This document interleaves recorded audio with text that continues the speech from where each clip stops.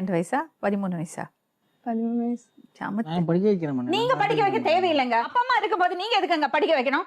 சொல்லு. 9th படிச்சேன். ம். அப்போ வந்து அந்த செந்தில்ன்ற பையனை எனக்கு பிடிச்சிருந்துச்சு. அப்பவே என்ன வயசு? சிரிக்கிறானி வெக்கமா இல்ல?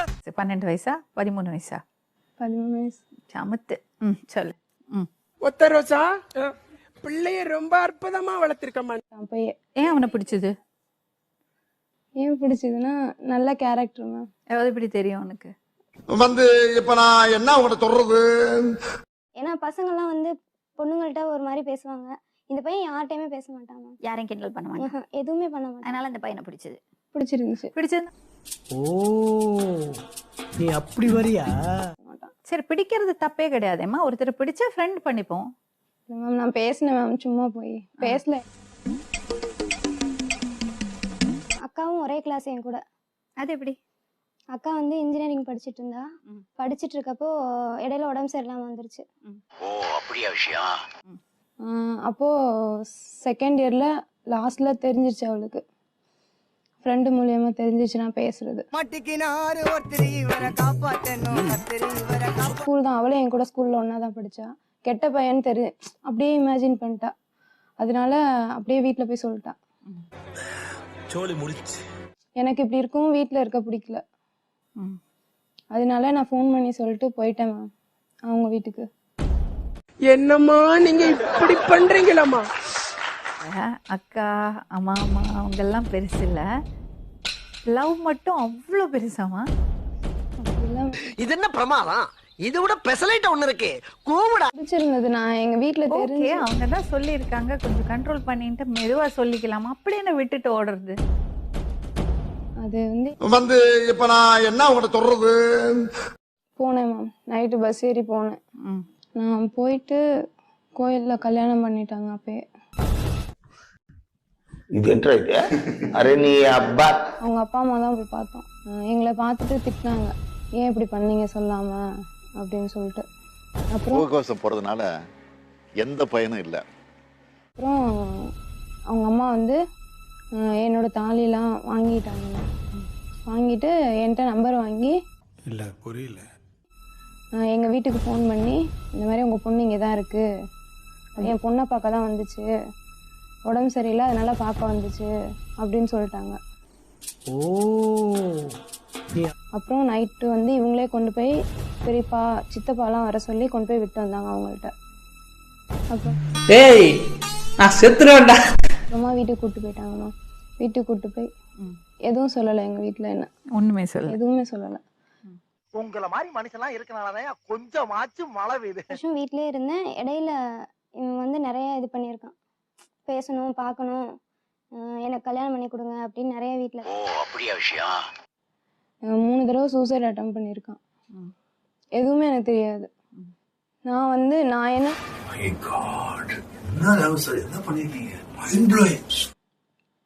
எனக்கு சொல்லவும் ரொம்ப கஷ்டமாயிருச்சு. நான் எதுவுமே கண்டுக்கல. எங்க வீட்டுல இருக்கவங்க பேச்ச கேட்டுட்டு பேசாம தான் இருந்துட்டேன். இப்படி நமக்காக இப்படி ஒரு பையன் இவ்வளவு கஷ்டப்படுறானே அப்படின்னு நான் நிஜமா இவ்வளவு கஷ்டப்படுவான்னு நினைக்கவே இல்லை மேம். ஓ, நீ அப்படி வரியா? அடுத்து ஒரு 2 நாள்ல காலேஜ் முன்னாடி வந்து நின்றுட்டு இருந்தான். இது மாதிரி என்கிட்ட என் கூட வரியா அப்படின்னு கேட்டான். எங்க இல்ல புரியல. மாட்டாங்க, அக்கா பார்த்துட்டா வந்ததையும், காலேஜும் விட மாட்டாங்க அப்படின்னு சொல்லிட்டு சரி கூப்பிட்டதையும் வந்துட்டேன் மேம். அப்பாவுக்குலாம் எல்லாமே தெரியும். சரி, அந்த பொண்ணோட வீட்டுல அவங்க வீட்டுல யாருமே பேசாதனால தான் மேடம் அவங்க வந்துட்டாங்க.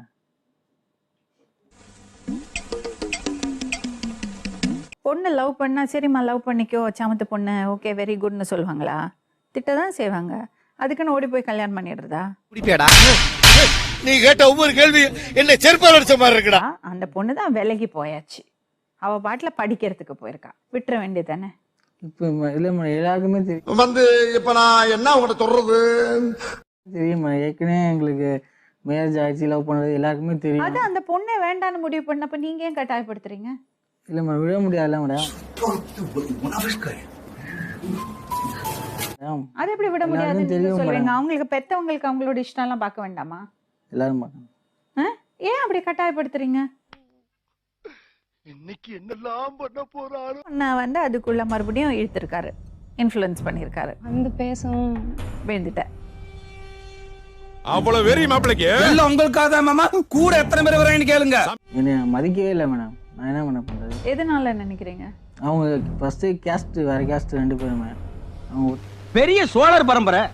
இவர் ராஜராஜ சோழன், அவர் ராஜேந்திர சோழன். இப்போ வந்து எங்களுடைய எய்ம் என்னன்னா, நாங்கள் இவங்களை பிரிக்கிறக்கோ இது பண்ணுறக்கோ விரும்பலாமா. ஏன்னா இவ்வளோ தூரம் ஆயிடுச்சு. நாளைக்கு அந்த பிள்ளையோட வாழ்க்கையும் கெட்டு போகும். உங்களை மாதிரி மனுஷன்லாம் இருக்கனாலதான் கொஞ்சமாச்சும் மழை பெய்யுது. அவங்க சந்தோஷமாக வாழட்டும். என்னுடைய எய்ம் வந்து இன்னும் அந்த குறை படிப்பையும் அந்த பிள்ளை முடிக்கணும். சூப்பர். அதுக்கு நான் முழு பொறுப்பு எடுத்துக்கிறேன். என்ன மனுஷன்? எங்களால் இந்த பிள்ளைகளுக்கு இடைஞ்சல் வராது. அவங்க பேரண்ட்ஸ்லாம் அவங்க மாமா அவங்க சித்தப்பாங்கிறவர் தான். அது அந்த பிள்ளைக்கு ஏதோ சொத்து சுகம் இருக்கும் போல இருக்கு. ஓ, நீ அப்படி வரி. இப்போ அவளை கல்யாணம் பண்ணி நீ அவசரப்பட்டு வீட்டுக்கு கூட்டிட்டு போறது அவ வாழ்க்கையை கெடுக்கிற மாதிரி.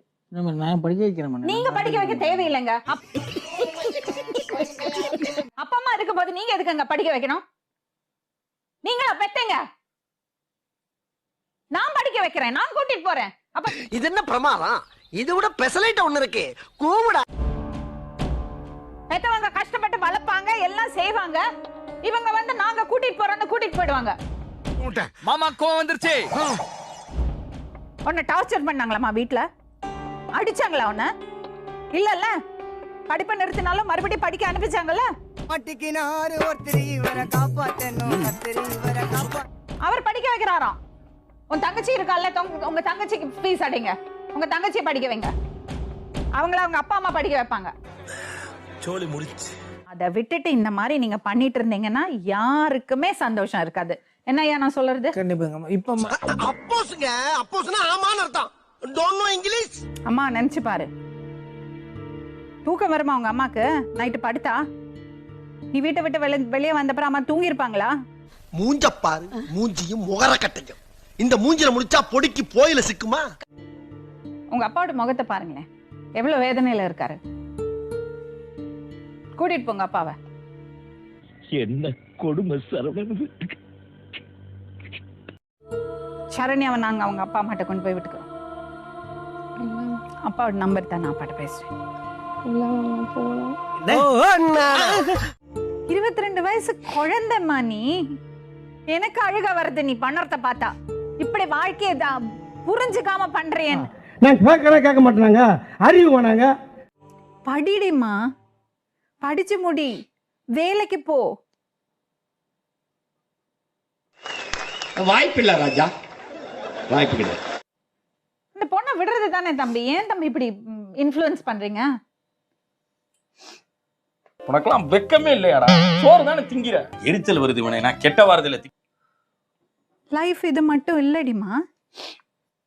நான் பண்ணதெல்லாம் தப்பு தான் மேம்.